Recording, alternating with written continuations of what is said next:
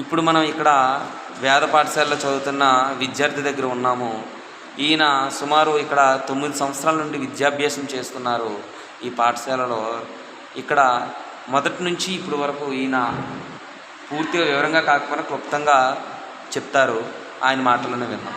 చెప్పండి, మీరు ఏ సంవత్సరంలో ఇక్కడ జాయిన్ అయ్యారు?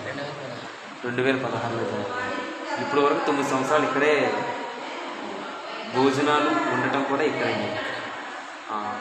మీకు పాఠశాల యొక్క సమయాలు ఎలా ఉంటాయి? ఉదయాన్నే 5 గంటలకి సుప్రభాతం, తర్వాత సుప్రభాతం అయిపోయిన తర్వాత శౌచం స్నానాలు. ఉదయం 5 గంటల సుప్రభాతం తర్వాత మన కాలకృత్యాలు తీసుకోవడానికి సమయం ఇచ్చిన తర్వాత మళ్ళీ 6 గంటలకి సంధ్యావందనం, 6 గంటలకు సంధ్యావందనం, 6:30కి పూర్తవుతుంది. 6:30 నుంచి 8 గంటల వరకు చింతన చేయాలి. 6:30 నుంచి 8 గంటల వరకు చింతన చేయాలి. 8 గంటలకి పలహారం పెడతారు. 8 గంటలకి పలహారం. మళ్ళీ 8:30 నుంచి 9 వరకు ఇక్కడ శంకరాచార్య స్వామి, పరమాచార్య స్వామి గురు ప్రార్థన. 8:30 నుంచి 9 వరకు అక్కడ గురు ప్రార్థన. వెంకటేశ్వర స్వామి దగ్గర అష్టోత్తరం. అనాధ్యాయం ఏకాదశి విశిష్ట తిథులు అయితే శ్రీనివాస గద్యం పారాయణ ఉంటుంది. శ్రీనివాస పారాయణ ఉంటుంది ప్రత్యేక దినాల్లో. 9 గంటల నుంచి 12 గంటల వరకు క్లాస్.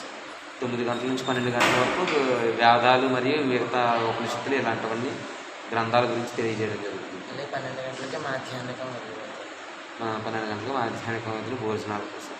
12:30 నుంచి 1 గంట వరకు భోజనాలు జరుగుతాయి. మళ్ళీ 1 గంట నుంచి 4 గంటల వరకు మళ్ళీ క్లాస్కి రావాలి. మళ్ళీ 1 గంట నుంచి 4 గంటల వరకు క్లాసులు యథావిధిగా జరుగుతాయి. 4 గంటల నుంచి 5:30 వరకు క్రీడా సమయం. ఓకే, వినోద కార్యక్రమాలు, క్రీడా సమయం 1 గంట. 5:30 నుంచి 6:30 వరకు మళ్ళీ మొత్తం కాలేజీ వరకుండా మళ్ళీ స్నానానుష్ఠానంతో మామూలు. మళ్ళీ నిత్యకృత్యాలు తీసుకోవడానికి వస్తాం. 6:30 నుంచి 7 గంటల వరకు విష్ణు సహస్రనామం పారాయణం జరుగుతుంది. విష్ణు సహస్రనామం, దక్షిణామూర్తి స్వామివారి స్తోత్రం పారాయణం, విష్ణు సహస్రనామం, లక్ష్మీ అష్టోత్తరం పారాయణం జరుగుతుంది.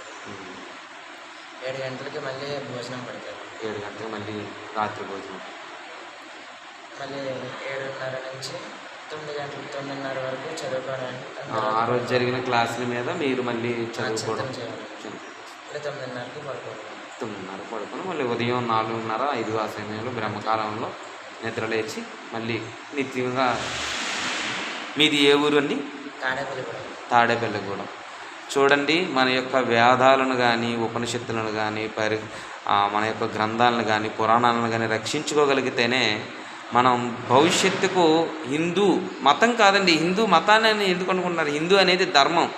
మతంగా ప్రచారం చేసి దాన్ని మనం దూరం చేస్తున్నారు. ప్రజలకు దూరం కావడానికి ఒకే ఒక కారణం ఏంటంటే మతంగా చేసేసి మీరు రాకూడదు గుళ్ళకు, మీరు మా కార్యక్రమాల్లో పాల్గొనకూడదు, మేము మాత్రమే చేయాలి అనే ఒక నియమాలు తీసుకొచ్చి ప్రజలను దూరం చేస్తున్నారు హిందూ ధర్మానికి. దయచేసి హిందూ మతం కాదండి, హిందూ ధర్మము. హిందూ ధర్మంలో ఉన్న పద్ధతులు కానీ, హిందూ ధర్మంలో ఉన్న విధానాలు కానీ, హిందూ ధర్మంలో ఉన్న సంస్కృతి సంప్రదాయాలు కానీ ఏవి కూడా మూఢనమ్మకాలు కాదు. మనకి తెలియనంత మాత్రాన అది మూఢనమ్మకం కాదండి. దాన్ని విశ్లేషించి దాని గురించి తెలుసుకోగలిగితే దానిలో ప్రతి దీనిలో పరిజ్ఞానం ఉంది, విషయ జ్ఞానం ఉంది, ప్రతిది కూడా మనకు ఉపయోగపడేది. ఇదేదో ఒక రోజులోనో 2 రోజుల్లో వచ్చేసింది కాదు. హిందూ ధర్మం అనేది కొన్ని సంవత్సరాలుగా మారుతూ వాళ్ళ యొక్క అనుభవాలను ఒక దగ్గర చేర్చుతూ వచ్చింది. అటువంటి హిందూ ధర్మంలో చాలా మంచి విషయాలు ఉన్నాయి. అవి కేవలం మనకు తెలియవు కాబట్టే మూఢనమ్మకాలుగా అనుకోవడం తప్పు. మెడిటేషన్ ఉంది. మెడిటేషన్ అంటే ఏంటండి? ధ్యానం. మోడర్న్ కాలంలో డబ్బులు తీసుకొని మరీ ఒక దగ్గర కూర్చుని పెట్టి యోగాసనాలు చేసి మెడిటేషన్ చేస్తున్నారు. అదే దేవుడి దగ్గర వెళ్ళి ఒక 15 నిమిషాలు, ఒక 30 నిమిషాలు ధ్యానం చేస్తే అదే కదండి మెడిటేషన్. వాకింగ్లు చేస్తున్నారు. ఎందుకండి? దేవుని గుడి దగ్గర చేసే ప్రదక్షిణాలకు మించండి వాకింగ్లు, జాకింగ్లు. పొర్లు దండాలు పెడతారు. అంటే మన శరీరంలో ఉన్న అన్ని అవయవాల్లోనే ఉన్న కొవ్వు అనేది కరగడానికి పొర్లు దండాలు, సాష్టాంగ నమస్కారాలు చేస్తూ పొర్లు దండాలు పెట్టడం అనేది ఒక అద్భుతమైన విధానం. మన యొక్క విధానాలని, మన యొక్క గ్రంథాలను బ్రిటిష్ వారు వేరే వారు వచ్చి ఇతర పాశ్చాత్యులు వచ్చి మన దగ్గర ఉన్న గ్రంథాలను తగలబెట్టేయడం వల్ల, కాల్చేయడం వల్ల ఒక జ్ఞానాన్ని మనం పొందలేకపోతున్నాం. మన దగ్గర ఉన్న గ్రంథాలను వాళ్ళు తీసుకొని తర్జుమా చేసుకొని వాళ్ళు కనిపెట్టినట్టుగా, వాళ్ళే సృష్టించినట్టుగా అందరూ అవి బయట తెలుపుతున్నారు తప్పించి భారతదేశం అనేది విజ్ఞాన కేంద్రము. అది మనకి కల్పవృక్షంలో ఎలా అయితే మనం అడిగిన కొద్దీ వరాలు వస్తూనే ఉంటాయో, భారతదేశంలో కూడా విజ్ఞానం అనేది ఏ మూలకు వెళ్ళినా కనిపిస్తూ ఉంటుంది. మనకి ఇంత సమాచారాన్ని ఇచ్చిన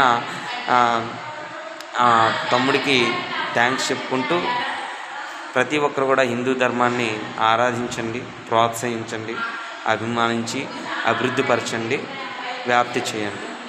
ఇతర మతాలని మనం ఎప్పుడూ కించపరచొద్దు, మన మతాన్ని గౌరవించుకుందాం. Thank you so much.